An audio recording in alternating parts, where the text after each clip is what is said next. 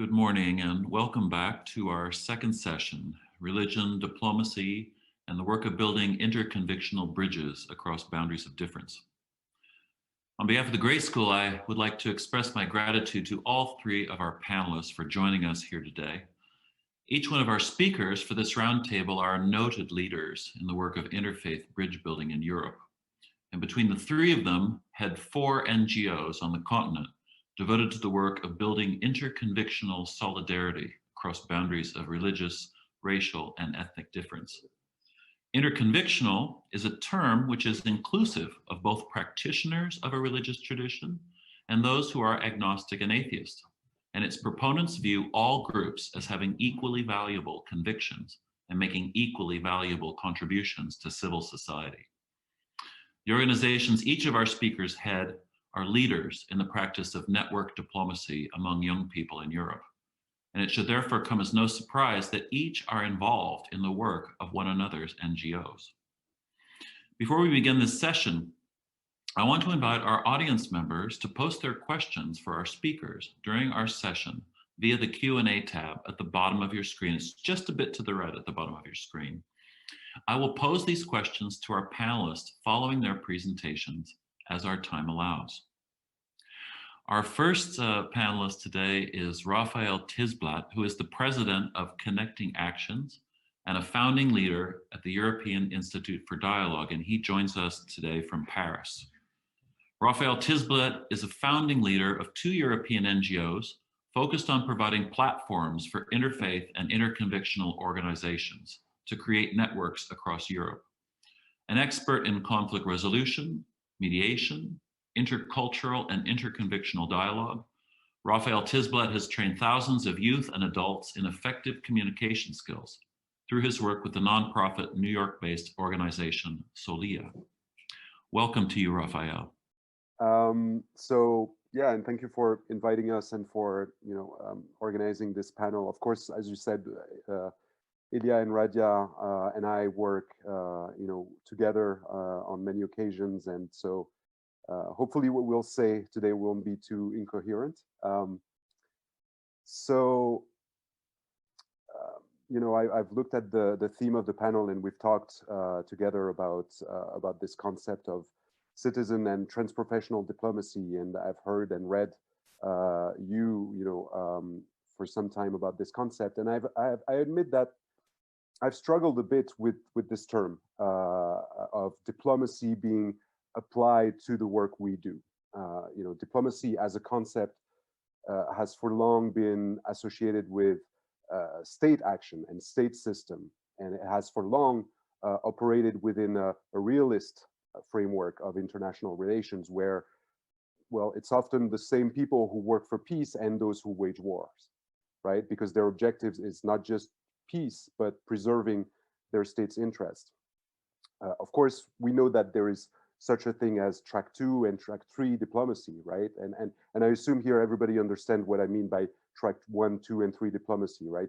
Track 1 is for state actors, track 2 is for non-official, semi-representative actors, and track 3 is with civil society and potential leaders, just to sum up, right? So we know that those 3 tracks are complementary, but in some ways, we, activists in the grassroots and civil society level, we struggle to bring together people, often despite of what classic track 1 diplomats do. A lot of the divides that exist are caused by political entrepreneurs who are sometimes part of the state ruling the people that we bring together.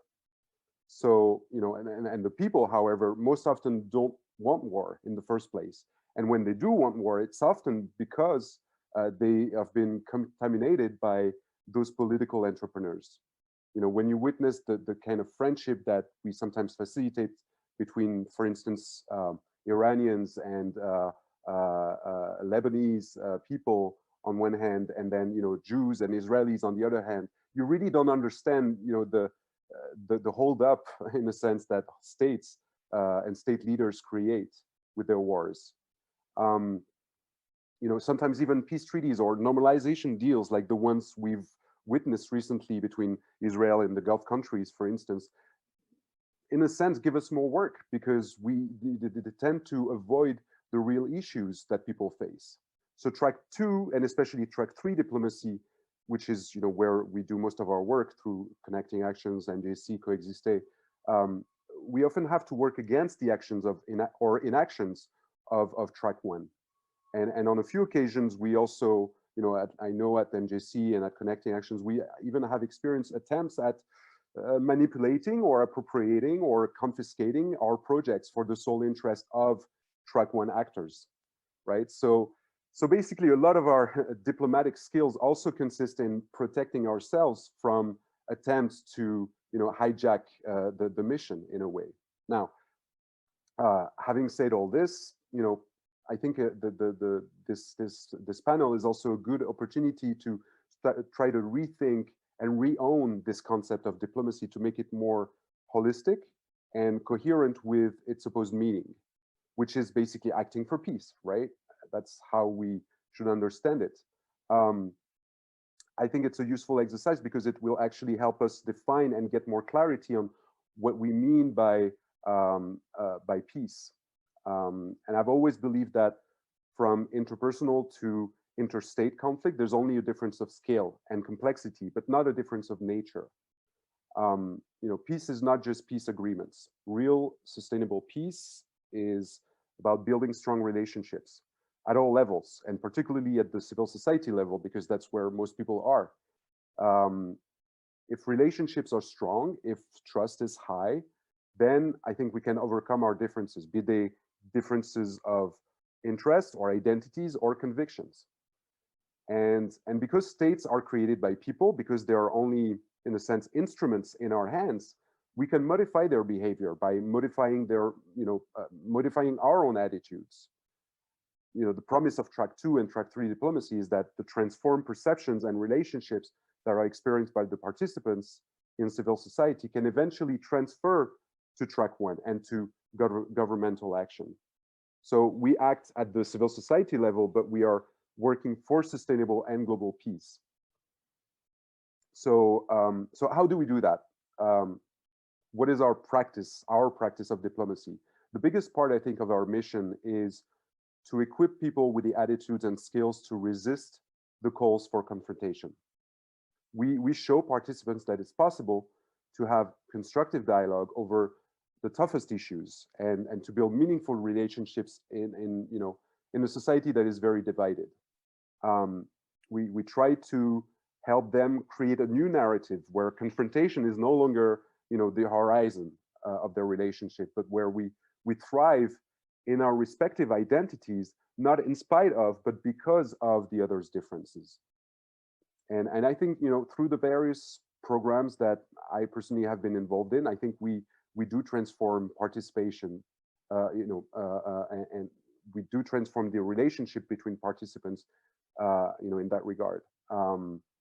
We've shown, through my work at Solia, where we bring global youth to talk about global issues and local issues, but also with MJC, which brings Jews and Muslims from all over, and then Coexiste, which brings people from different convictions within a given society. We've shown, I think, that we can foster empathy even during, highly inflammable events like terrorist attacks or like, military operations.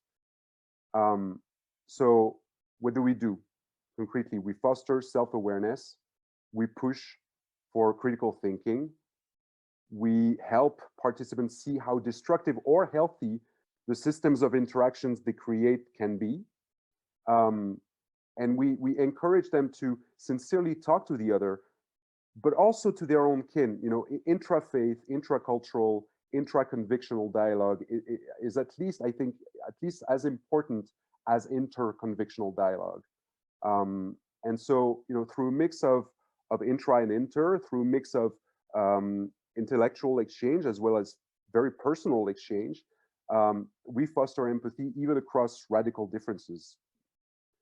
We try to show that there are two levels of our humanity, basically. There's our common inherent dignity and our differences of convictions, for instance. So we are using this word, interconvictional more and more because, even though much of what we do is based on the encounter of different faith-based identities, we not only include atheists, but we also invite everyone to share every conviction they have, not just their religion, not just the religious or spiritual convictions. And so, one learning of dialogue is that no one can be defined just by their religion. And we talk about interconvictional because we talk about eminently political issues in our dialogue, because this is political, in the noble sense of the term.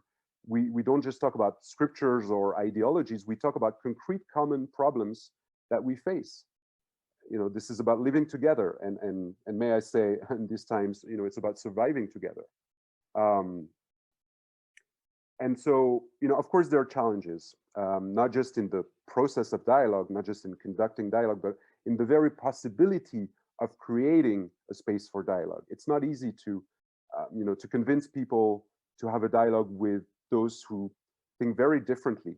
And a lot of peace activists or social justice activists believe that, well, basically, this is no time for dialogue, because things are too direly important and urgent, because injustice is too high, and also because the relationship is so loaded, so affected, that the conversation has taken too many negative patterns, reproducing power imbalances, reproducing trauma, etc. So personally, I'm not blaming those who don't believe in diplomacy or dialogue. I'm not blaming those who prefer direct action. I don't know if they're right or wrong.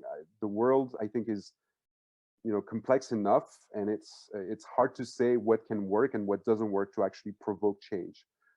My conviction, however, as a dialogue entrepreneur, as a dialogue activist, as a citizen diplomat, is that it is possible to bridge such divides, as those that take place over such topics as religion, ethnicity, race, gender, or free speech, climate change, abortion, gun control, if you talk about certain things that divide the US at the moment, or laïcité, if you talk about certain things that divide France at the moment. So, the main challenge that we face is how far are participants willing to go about listening and allowing other points of views to express themselves. And what I try to explain is that the dialogue we promote is not just about sharing convictions. It's about exchanging collective and personal experiences, as well as acknowledge and address the power dynamics between them, because there are always power dynamics. And so I try to explain that dialogue is a safe space where deep awareness, self-awareness, and deep empathy is promoted.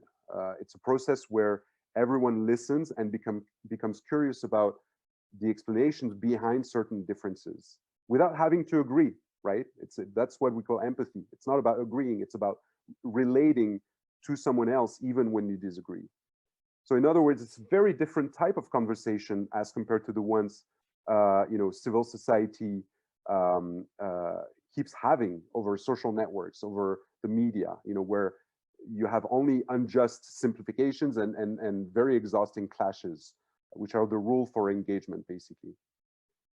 So to come back to this concept of diplomacy, if diplomacy is the art of connecting to others and helping them deal with their differences of identity or opinions in a constructive manner, then we're diplomats, no doubt. But we're diplomats with no political agenda other than promoting understanding and collaboration between people.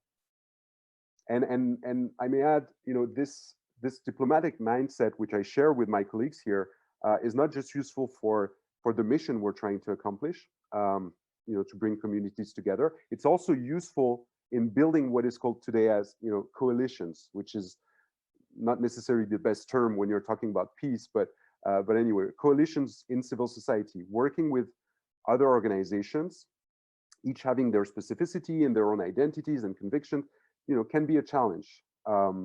And we still have to improve the way we build those coalitions and act through them. But we believe that change can only happen when you gather the strength of all stakeholders, all the people involved in this field. And this is sometimes something that I think all sectors in civil society are trying to do these days. And I believe that our field, interconvictional dialogue, our organization should lead the way in that regard. the civil society diplomats, just like classic diplomats, can act not only for peace but for regional integration at a civil society level. Regions can face specific issues. In Europe, for instance, you have migrations, that are not going to stop, and integration is going to become more and more of a challenge. Diversity is going to increase, which is in itself a good thing, but the process in which it develops is crucial, especially when the increase is so rapid. And so if we don't equip civil society with intercultural and interconvictional dialogue skills, and if we don't foster solidarity also in the face of hate, then this will be, I think, a recipe for escalation and violence. That's why we created this organization, for instance, the European Institute for Dialogue, with other organizations in Europe. I think everything is left to be done, but I think if we manage to act together, then I believe we have the potential to keep our societies together. And so I want to end this by saying that in order to diffuse interpersonal and intergroup conflict, I think the key is to take the time to have a meaningful dialogue. Dialogue takes time, so we have to make time in a world where everything happens so fast. And it also takes skills and structure.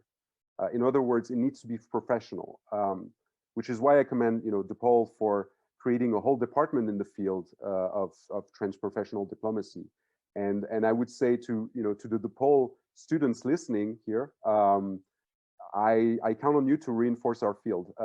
We need to get rid of all the stereotypes that affect us, our field as citizen diplomats, that we're naive, manipulated idealists, that we're tree huggers, organizing kubaya conferences, etc., or worse. That sometimes the stereotypes that we try to create impossible compromises between evil and good, for instance, or that we normalize injustice or oppression.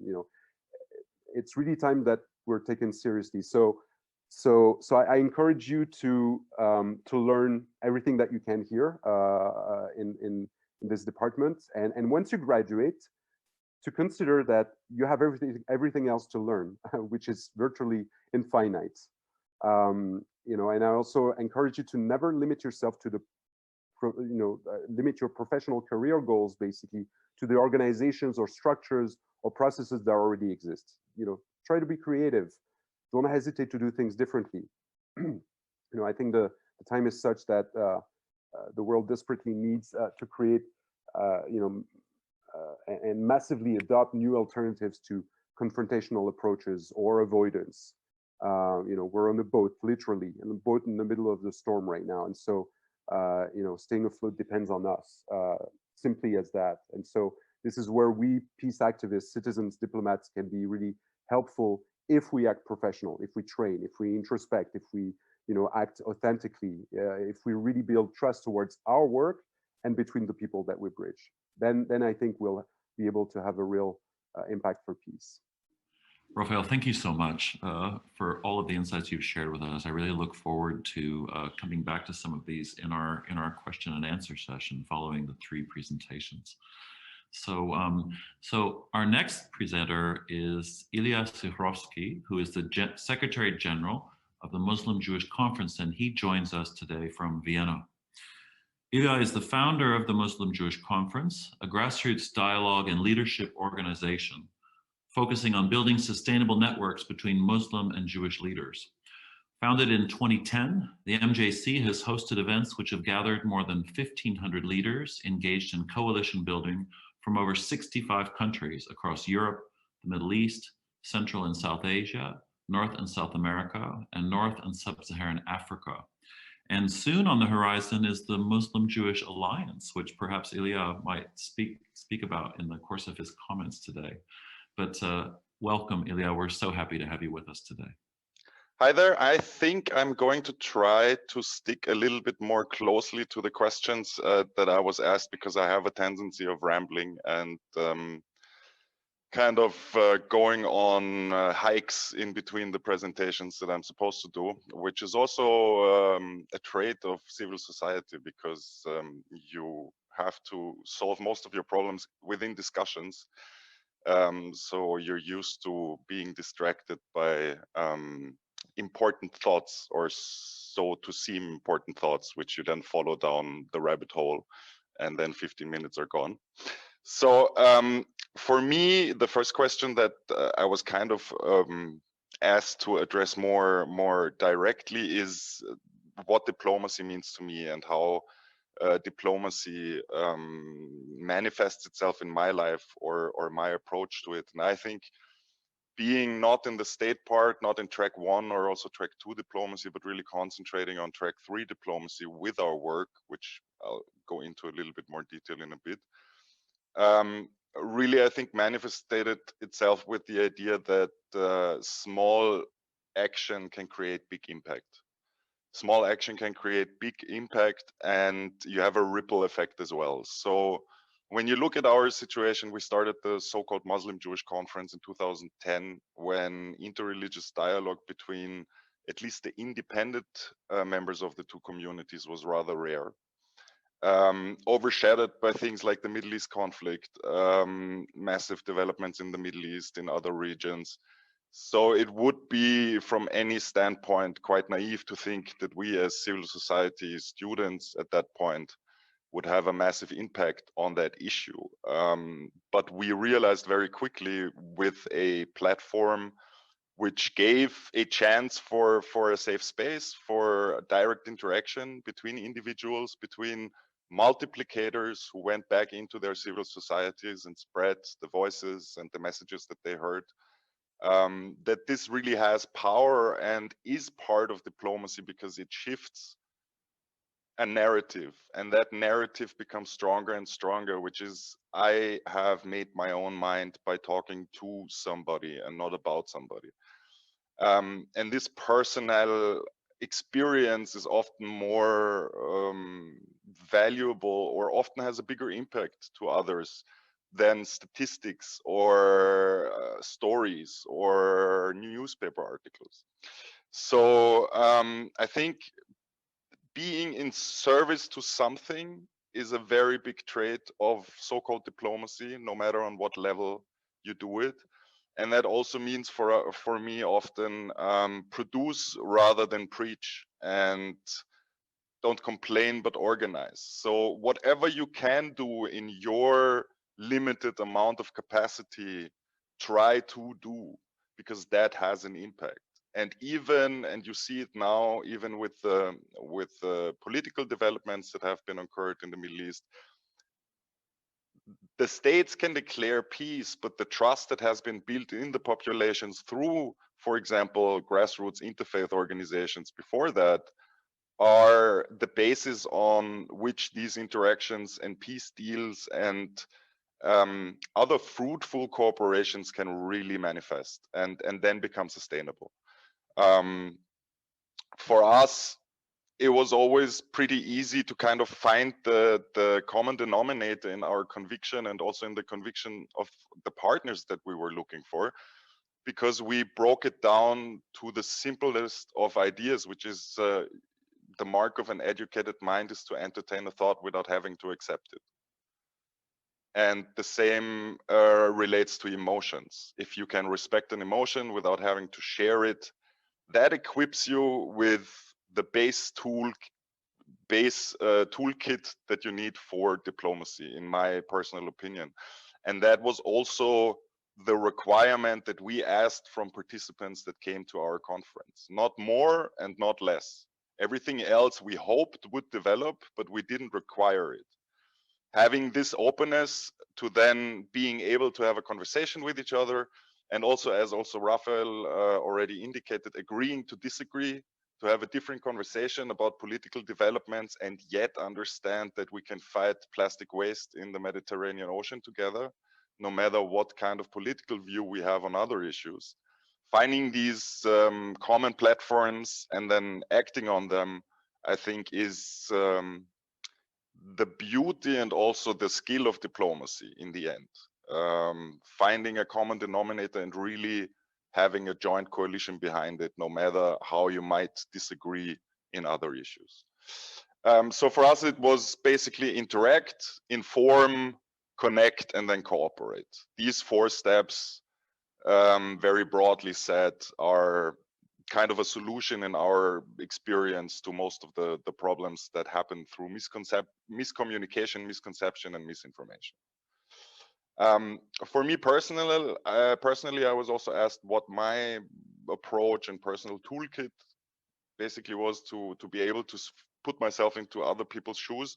And for me, it's pretty easy because my family history just kind of put me in a situation where I had to deal with the color of gray very early in my life. My Jewish grandfather fled from Austria during the Holocaust. My German grandfather fought in the German army, was captured, and then was a POW in the USA, and then came back to Europe. And my Jewish grandfather fled to London and then came back to Austria to build up communism. They both basically fought each other in the war. So good and bad was something that stopped really making sense to me at a very early age. My grandfather was saved in Prague by a Catholic priest who forged his documents to get out. And my grandmother was saved in a train to Belgium where a German soldier basically saved her life. So the concept of doing the right thing when the time is right, even if you have already been pre-stamped as somebody or something, is, I think, a concept that's very dear to my heart, and explains that you can always have the right moment to do the right time, to do the right thing at the right time. And that is a growing process that we give the benefit of the doubt to everybody that we get in contact with. And I think that's something that taught me a lot about personal individual choice and also personal individual paths that you build for yourself in a world that might not make sense. And last but not least, in my organization, we have been running the Muslim Jewish Conference.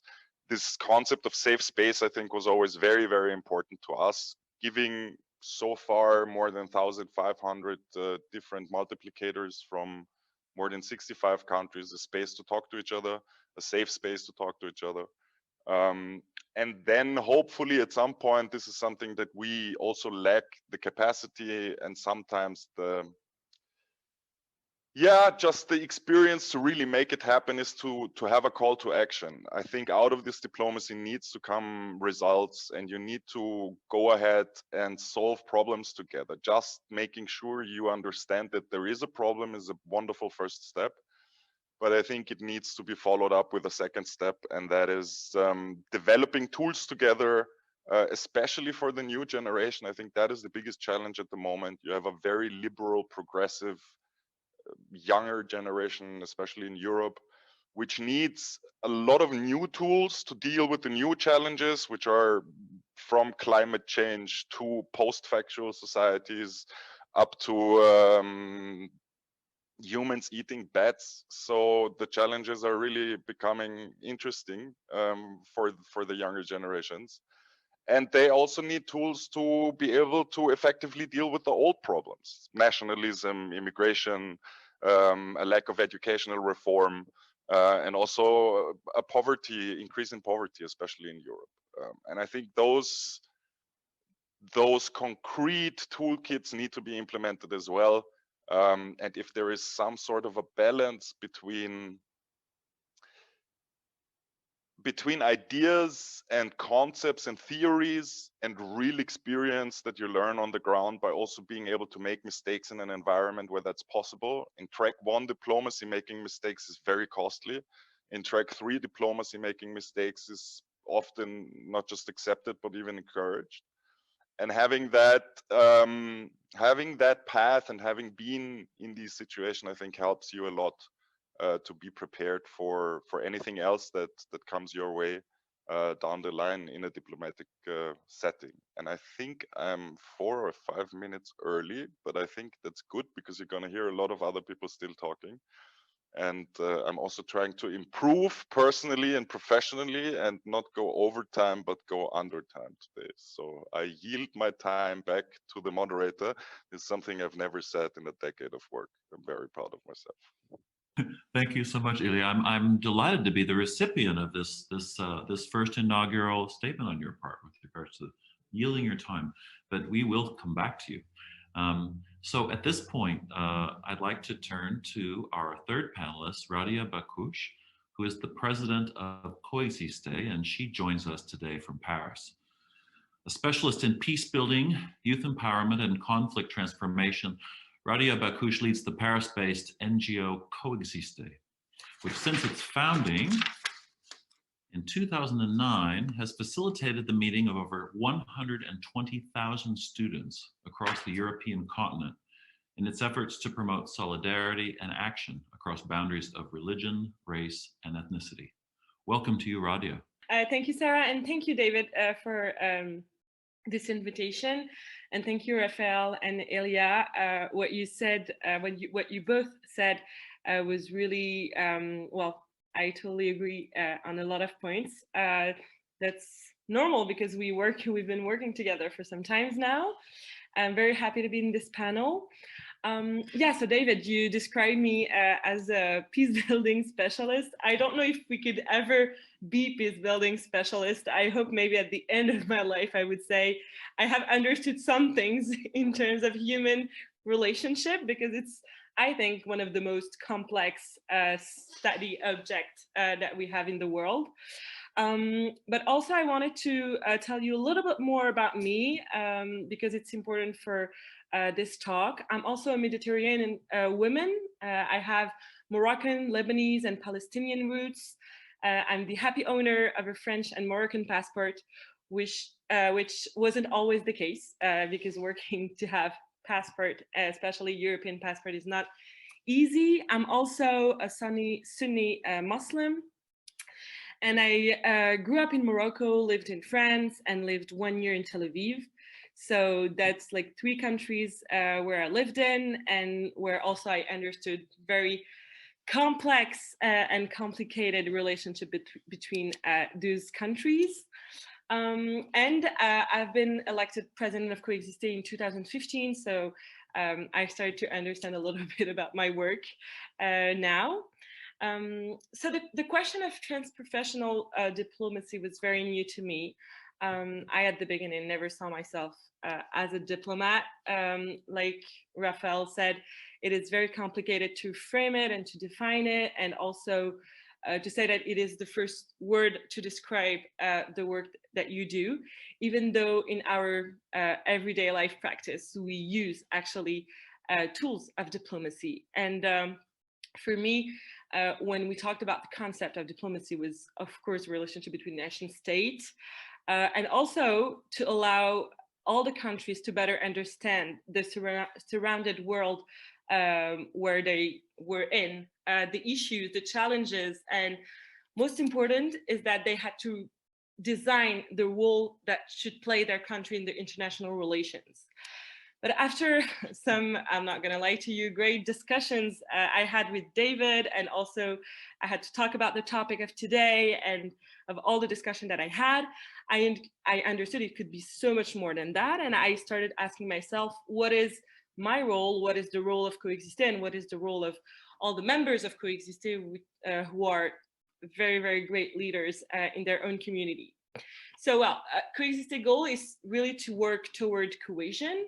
So cohesion between people, as Raphael said, and it's the level that concern really like everyone. And we say in Coexiste that we work on peace, and our intuition is to say that we need to learn and to experiment peace. And we don't, because most of the time we say we have to learn to make peace, but actually we need to learn peace, because making peace is necessarily when there is already a conflict, already a violence, but we want to learn peace in every way, in every situation.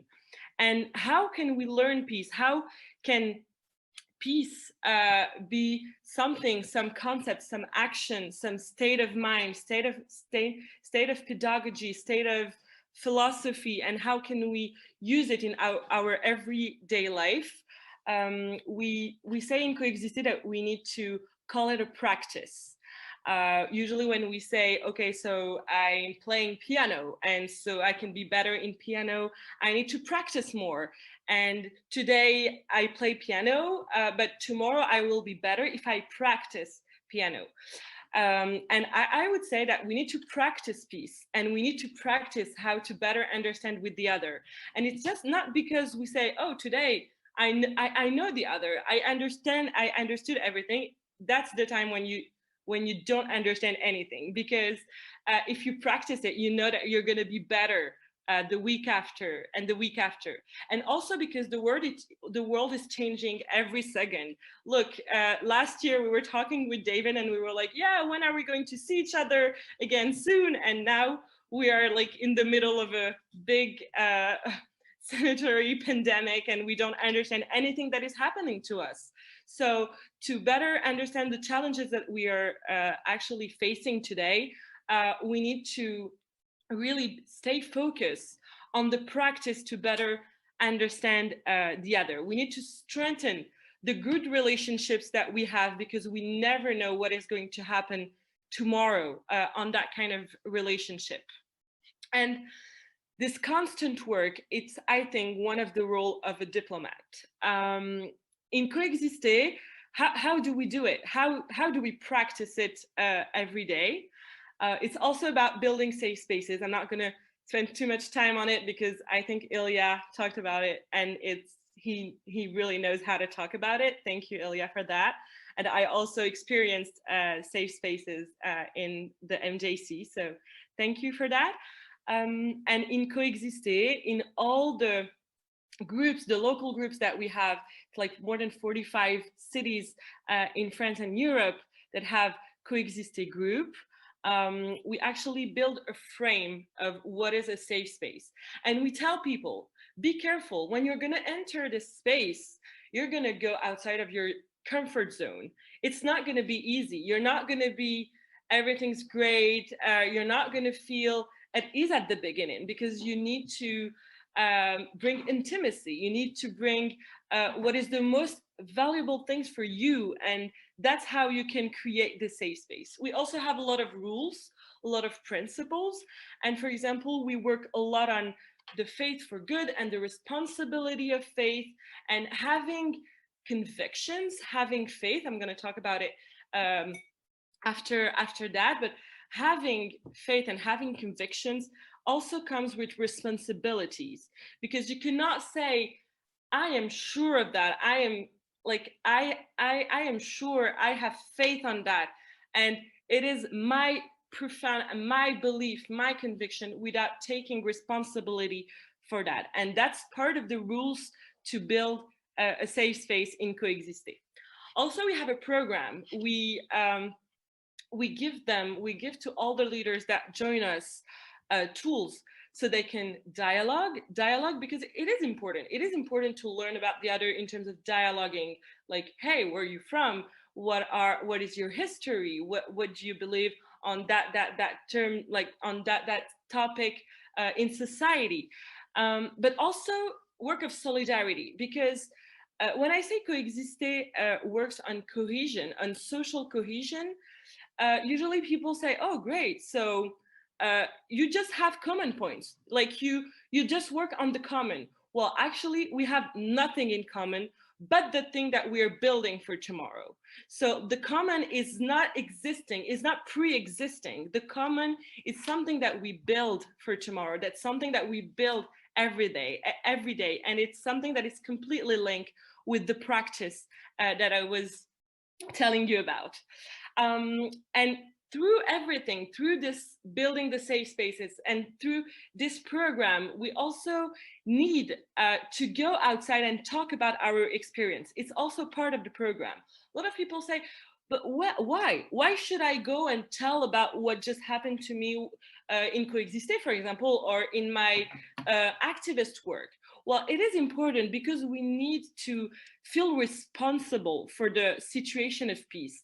And being a diplomat is also about that. It's being responsible for the situation and feeling responsible, and also taking responsibility in the greater in public, because we need to hear that in the public. It's not something that is just individual. It's something that is the collective. It's something for the whole society. I also would like to emphasize the question of empathy, because in terms of in the diplomacy, it's not a word that I hear a lot, but in Coexister, it's something that is very complicated, because how can we build our empathy without saying, oh, I feel the exact same way? You can never experience or feel the exact same way. So how can you find the balance? And empathy is not just about theory. It's also something that you feel in your bone, and you feel in the eyes of the other. And it helps us, this feeling of empathy can help us actually feel the collective society you're living in. It's not just about your emotions. It's not just about your sentiment, your fear, happiness, joy, or sadness. It's about the happiness and all this emotion of the collective that is around you, of your whole community. And it's something that is very, very difficult. I was doing a conference on vulnerability, which is really being completely naked in terms of emotion. And that's also something that is linked to empathy, and that is really, really important. And this empathy can actually, and for me, it's actually the only way, so we can go to allyship and fight for justice for all. Raphael was saying that we need to survive together, and actually it's never been that urgent. I think every day I say, oh my God, this is becoming more urgent than yesterday. It cannot become more urgent than yesterday, but actually it is. Every day we can say that. Also, on the notion of interconvictional, because a lot of people say, well, we don't understand anything about this word. What does it mean? It's not very clear. Well, Coexister, at the very beginning, we were interreligious organization. Of course, everyone was welcome in Coexister from the very beginning, from religious and non-religious, or any kind of beliefs. But at the beginning, we were defining ourselves as interreligious. And we decided to go to interconventional because actually, okay, so I learned about your conviction. I worked on my ignorance. I worked on my misunderstandings. I worked on my prejudices. But what do we do when we have a relationship with this person that we know and that is deeply, deeply, deeply in disagreement with us? And that's what we want to work on in Coexister. What do we do when the discussion is not leading anywhere? How do we build the collective? And that's the word, what interconvictional means to us. It's when we don't have the same life, when we don't have the same everything, and we want to live together, but we don't agree, we deeply disagree on some things. How can we actually build this cohesion, and how can we overcome everything? I would say that's one of the most important things on this issue in France today. In France, we see that every day divisions, populism, really, I feel like no one's understanding anyone. And what we see in the political area in France today is that, for example, I want to talk with you about ecology, but if we don't agree on economy, I'm not going to talk with you. And if we don't agree on anything, we're not going to talk with each other. For example, I don't know, like 2 weeks ago, in the Parliament of France, there was this woman, representative of a union, of a French union, coming to talk about the situation of youth in this pandemic situation here in France. And some representatives decided to leave the room because she was wearing a veil. And that's something absolutely terrible, because she wasn't coming to talk about her religious beliefs. It was completely personal. She was here to like come and talk about her union, talk about the situation of youth. She represents a whole organization, and she wasn't allowed to talk. So it's absolutely catastrophic, the situation today in France and in Europe on that time. And I think it's an essential need to gain more of our soft skills, our like all the things also that you were talking about earlier.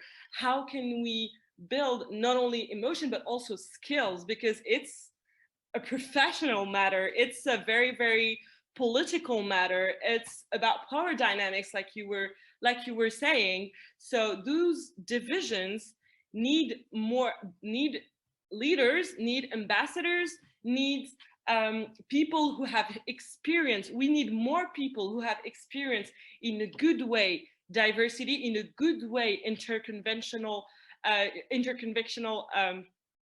relationship, so they can overcome with where the society is going. And to conclude, I'm gonna finish on that. Is about it was, well, very interesting for me to work on that matter, to work on that topic. And I would say that like the conviction, what we call like the deep belief coming from everywhere, coming from our education, from our faith, from our history, from the experience that I had this morning, like our conviction come from all of that. The deepest and the most intimate difference that we can have. I think being aware of that, we can still build, we have to understand, and we have to be aware, and we have to believe that we can still build a diverse society on that. And that's actually the only way so we can overcome the divisions. Right, thank you so very much. Thank you to all three of you. And I really like how this conversation has started. And I want to do one follow-up question and then to bring some questions from the audience. But, you know, this morning in our first session, we heard from a woman named Fiona McConnell, who is from Belfast and who is a professor of geography, human geography, at Oxford University. And she was talking about the idea that when we talk about transprofessional diplomacy or everyday diplomacy, the idea that many people are practicing diplomacy, that, you know, one of the first tasks is that we need to encourage people to own this term diplomacy, or to own the term diplomat, because I know as some of you have already alluded to in your observations, you know, the typical thing that we think about when we hear this word are the nation state track one diplomats. We think about people who are constricted in terms of their national mandate, in terms of the mission that their government gives them. And you know, I have to say that all three of you, for me as a student of diplomacy, the three of you are among the most inspiring diplomats that I've ever met. And I just see you all as addressing these just incredibly important issues on the ground that in some respects, I think it would be safe to say that the constrictions that a foreign service officer, a nation state diplomat has, would not allow them to necessarily speak in the way that you can speak, or to be on the ground with the same type of credibility and resonance that you have. And you know, you've all spoken about empathy, and I should tell you that the three diplomatic studies scholars who were in the previous session all spoke about empathy as well. So this is a word that's coming up for us a lot. But in light of all this, I just want to bring you to the sort of the theme of our conference, which of course is about this idea of collaboration among different diplomatic actors. And I'm just wondering, like, what do you believe are the next concrete steps that must be taken in order to deepen collaboration among people like yourselves, grassroots diplomats, and governmental diplomatic actors. And Ilya made the point that the question is, what is the call to action? Now, I'm saying that for me, from where I'm coming from, I just see all of this symmetry and efforts that you're making that seem to me to address things that need to be addressed on all the levels. But I want to hear from the three of you. How do you respond to this question? And if you agree that we need to increase collaboration, what do you think are a couple of the next concrete steps that need to be taken? Shall we go in the order that we began? We can go back to Raphael. Do you mind taking that one on? Yes, sure. I was also trying to answer some other questions which are really good that were posted on the Zoom chat. Yes, it is needed, but in a way, the question itself, I feel, is a sign that something is wrong right now. Governmental diplomatic actors should not, be some kind of caste needing to cooperate with others, or the two worlds between track 1 and track 3, for instance, shouldn't be that separate. Governmental actors, track 1 actors, should act with citizens, for citizens, and as citizens. I think if peace, or social cohesion, or social justice is of general interest, and if we acknowledge the urgency of doing this kind of work and doing it massively, then the government should support it fully. If the goal of the 21st century diplomacy is to build trust and understanding among people, even through every type of divide, everyone should be involved. There shouldn't even be a difference between governmental and non-governmental actors, in a sense, right? So I think one thing that needs to stop is the competition. Stop this tendency of governments, trying to showcase civil society initiatives, for instance, for their own benefits. Too often you have public institutions that invites non-governmental actors to speak and present their project at conferences with a clear intention to to own those initiatives and claim credit for it. And let's be fair, on the other side, non-governmental actors also too often try to please the government to also get that credit. So I personally, I dream of a culture where in a system where all actors stop competing for institutional recognitions or re-election, for instance. But I know this may sound a bit idealistic even in the 21st century, but I think a good start would be to just open ministries of foreign affairs, for instance, or global multilateral institutions to NGOs working for peace, and associate them to governmental work. A little bit like the consultative UN conference of NGOs, for instance, but except it shouldn't be just consultative. Diplomats, the diplomats are civil servants. They have invaluable knowledge to navigate institutions. But civil society activists, also, the mediators, the facilitators, the peace entrepreneurs, they also gather a lot of knowledge and know-how that I think the states would be foolish to ignore. So I think once the collective conscience that we're all in that boat, in the storm, like I said earlier, is there, I think we will realize that every expertise is needed to make peace and to preserve the future together. Thank you, Raphael. Ilya, would you speak to that question? Yeah, I mean, for me, it's a very different approach between what I thought in this direction and what I'm thinking after a 10-year practical experience.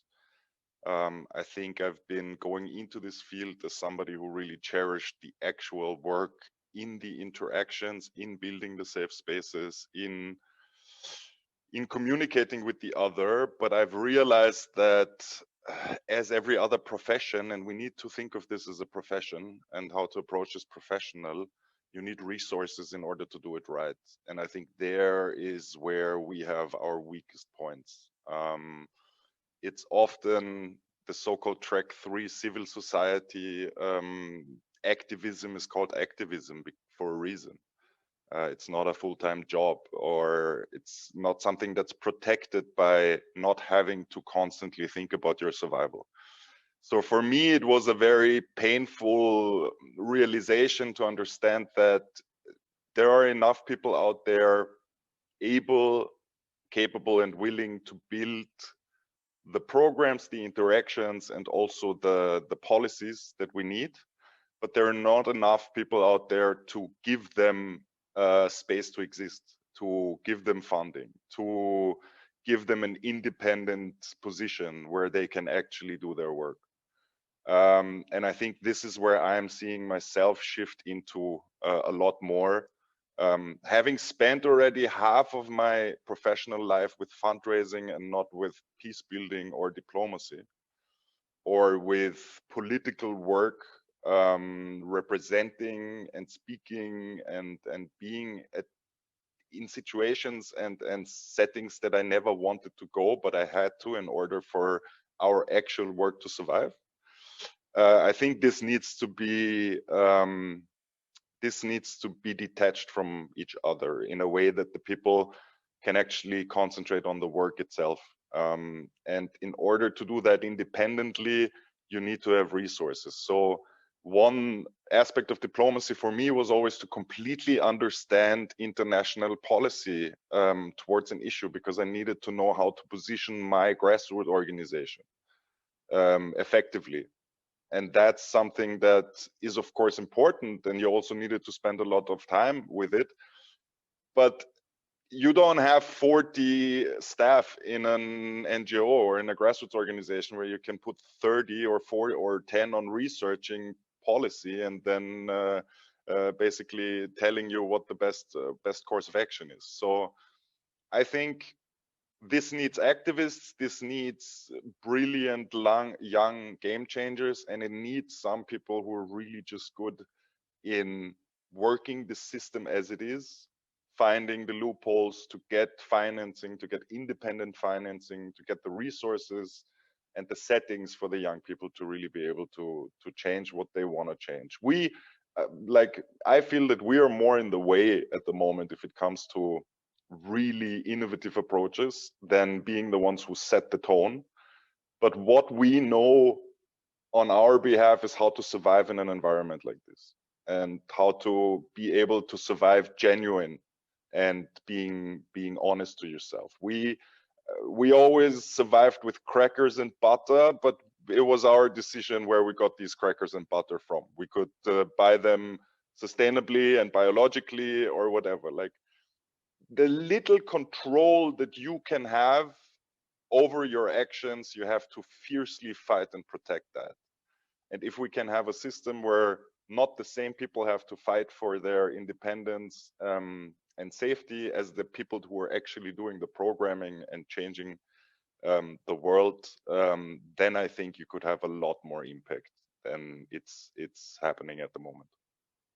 Thank you so much, Ilya. Radia, would you speak to that question? Yeah, I agree with Rafael and Ilya, and I would add very quickly that that one of the concrete steps I would see is actually linked to what Ilya said, is to recognize and to accept the expertise of everyone. And we need to recognize the expertise of the activists, of the civil society, on NGOs. And I think, yeah, that's the thing that is missing, that is very missing at the beginning on so many levels. Very good. Well, I'd like to read you some questions that have come in from our audience members. And so one reads, thank you so much, speakers. This is a great conversation. In our effort to understand and dialogue, should we also hear from people who have offensive, i.e. racist or sexist views, or conspiratorial views, i.e. QAnon and other similar phenomenon? If so, how can or should we do this? How can we allow airing of these views and still uphold safe spaces? I can start if needed. Please. Well, that's a very, very complicated question, but Well, I think in your personal life, when you choose, I don't know, your friends and your the person that you want to spend your life with, or the persons you want to spend your life with. So you're going to have people who agree with you and who have the same values and stuff. But when you're in a world of activism, you have to understand that sometimes it's actually what I was saying earlier. It's getting out of your comfort zone. And a lot of people are not deconstruct. A lot of people do not understand how their thinking, how their points of view can affect the others if they never met the others. When it comes to ideology, it's way more complicated, and I think ideology should actually be fought through politics, through actions of disobedience, through very communicational actions and stuff like that. But if you have someone that is that actually have prejudices, do a lot of cliches, and can be offensive, if you have to like be in the dialogue, even though insults cannot be accepted. You have to be in the dialogue because it's not your home. It's a safe space that you need to build. So you need to go through the dialogue. And if it's not accepted, well, the person is outside of the dialogue, and we need to fight it politically. Who else would like to speak to this question? I already sort of answered in writing. I don't know if attendees can look at the answer because I was toying with I saw that the Q&As were already available on the chat. So I answered this already, but yeah, it's a super complicated question. I personally was involved this summer with in a dialogue in the US specifically where race was one of the main conversations, and it was difficult. Of course, the quick answer is yes, it is possible to talk with anyone. That's my core belief. That's my deep conviction. But we don't name people as being racist or conspiracy theorist from in the first place. We welcome anyone in dialogue as long as they're being respectful, as long as they don't use verbal violence or racist comments, of course, towards other people in the group. But ideologies can always be deconstructed through dialogue. And the main value of dialogue, if it's facilitated well, and that requires a lot of work and skills, the value of dialogue is to actually help everyone become aware of the consequences of their ideologies, be they conspiracy theories or racism or all those things that tend to be very destructive nowadays. I think dialogue has the capacity to help people realize the consequences of their ideology and to get them to feel responsible for what they say and do, and be mindful of what it does to other people. I think dialogue has that capacity, but it's tough. It's a very tough thing to do. But that question is really, really essential. It's really difficult. It's a question that we have to answer collectively also as a field, and it requires a much longer answer than that. Thank you so much, Raphael. Ilya, would you like to speak to that? Yes. Yeah, I'm always a little bit more populistic in these questions, and I tend to say in these situations, well, there are two kinds of people in this world: those who think that there are two kinds of people in this world, and the others. So I think it's always difficult in this situation. If you decide to become a cleaner, then will you only clean flats or also the bathroom? Will you only clean the bathroom or also the toilet? Will you only, where is the limit? If you are a doctor, are you only going to deal with things that you can identify easily and that are fixed in a week or two? Or are you also going to take patients that require a year and a half of therapy and procedure?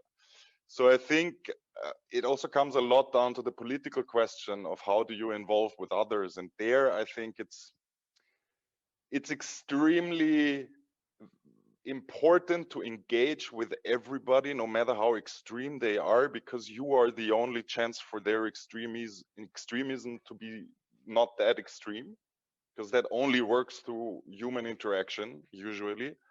But you need to be honest to yourself how deep you're willing to go with this. Not everybody can be a underground sink cleaner. Like I can tell you from this second, if you put me into the position of cleaning the canalization for a day, I'm gonna give up. I know it's necessary. Our city needs it. It's not gonna run without it. And there are brave people who go in and do this job.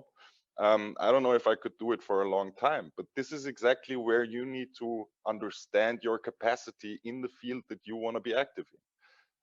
I didn't have a lot of choice. My father went to a right-wing party, so I was very confronted with this issue constantly. But I think this is also something where it's a marathon and it's not a sprint. You need to understand what your capacity is, how far you can go, and in which field in which part of this field you are the most effective. If you're the most effective in cleaning shelves and not bathrooms, then maybe it makes sense to specialize on that. If you understand that you have a bigger capacity and you can also deal with the more traumatic parts of that work, it's desperately needed. And the more people are willing to go into these spheres, I think the more change we can actually trigger and bring people back into a conversation where they become open to more general ideas again. Thank you very much. We have another question from the audience, and that is, thank you to the speakers for sharing their wisdom on diplomacy today. Question for consideration. What are some practical considerations for global communicators to leverage diplomacy in multinational organizations? Would anybody like to speak to this question? Or perhaps you feel you've covered this already in talking about some of the ways that you have communicated on behalf of your organizations. I'll go to another question. All right. Let me go, hold on. Learning the tricks here. Many thanks to you all for 3 very interesting presentations based on your valuable experiences. Certainly governmental diplomacy, including multilaterals, tends to co-opt citizen diplomatic efforts, or even worse, to distort them. But don't you think that sometimes they're proven to be valid and fruitful partners as well? Maybe Ilya was talking about partners a lot in his presentation. In very quick answer for myself, I would say that of course, if I couldn't think that they could be of course valid and fruitful partners, I wouldn't do that job. But it's not about being valid or not. It's about the power dynamics. Like there are people who are really good. Organization or multilateral diplomacy can be very good, but they can have the power that we cannot have in terms of activism. So it's about saying it and recognizing it. Yeah, I just add, for instance, with the Muslim Jewish Conference, we organize international conferences. We need visas for participants. And so, through our networking, through the relationship we build with, decision makers or high-level civil servants, we manage to get those visas, which is indispensable for the work we do, right? We also, the collaboration can be fruitful also if there is support, either support through giving more visibility to the work we do, connecting us with other decision makers, or also supporting us financially. That's also a big part of the collaboration that we're hoping for. So yes, it can be definitely fruitful in those ways. Let me ask one more question before our time is over. Another audience question says, thank you all for such a rich conversation. Given some of your initial hesitancies to associate with the title of a citizen diplomat, I'm wondering what would be some of the advantages of using this term over other terms, like mediator or peacemaker or specialist in conflict resolution.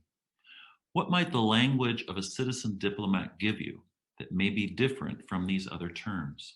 You know, all those terms have, you know, various benefits, you know, advantages and disadvantages.